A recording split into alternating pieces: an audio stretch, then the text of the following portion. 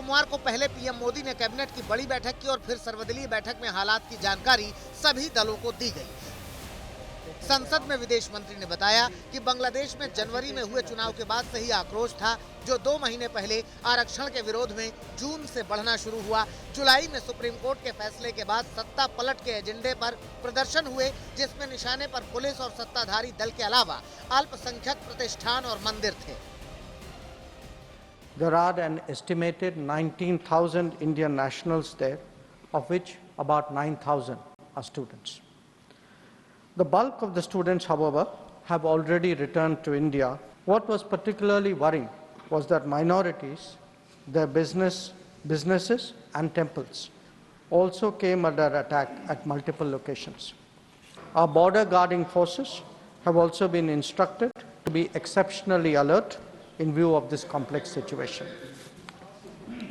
In the last 24 hours, we have also been in regular touch with the authorities in Dhaka. उधर Bangladesh border पर BSF high alert पर है।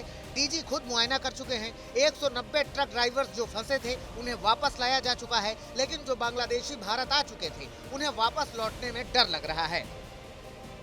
পায়রা চত্বরে ঘরের থেকে মেরে পায়রা চত্বরে এরকম পায়রা চত্বর আছে 4 রাস্তার মোড়। ভয় তো লাগছে রে বাবা, ভয় লেগেও তো উপায় নেই, আমার তো যেতেই হবে, আমার মরা লাশ গেলেও যেতে হবে। হ্যাঁ, অনেক কষ্ট নিয়েই যাচ্ছি, বুকে অনেক কষ্ট। না, পরিস্থিতি ভালো না।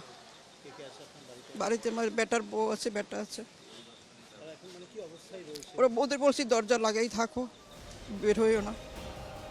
बांग्लादेश में डर के हालात इसलिए हैं क्योंकि शेख हसीना के बांग्लादेश छोड़ने के बाद से कानून व्यवस्था अवाम के रहमो करम पर है। कहीं अवामी लीग के नेताओं के ठिकाने फूंके जा रहे हैं, कहीं दर्जनों लोगों को जिंदा फूंका जा रहा है, कहीं जेल खोलकर सैकड़ों कैदी अपराधी और आतंकवादी फरार हो गए हैं, कहीं अल्पसंख्यकों पर कट्टरपंथियों का कहर टूट रहा है। पिछले 12 घंटे में 100 से ज्यादा मौतों की खबर है।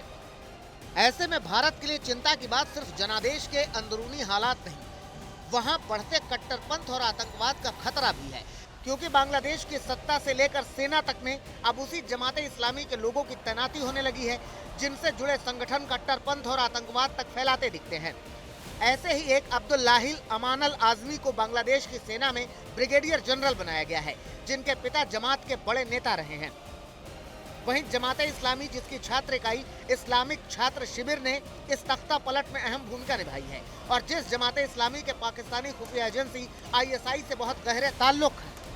इतना ही नहीं, भारत में पकड़े गए जमाते इस्लामी बांग्लादेश के आतंकियों का कनेक्शन भी उसी छात्र शिविर से मिला है। ऐसे में फिलहाल बांग्लादेश के हालात भारत के लिए चिंताजनक तो हैं, लेकिन अंतरिम सरकार के गठन के बाद असली तस्वीर साफ होगी कि बांग्लादेश अब किस राह पर चलने वाला है। आज तक ब्यूरो।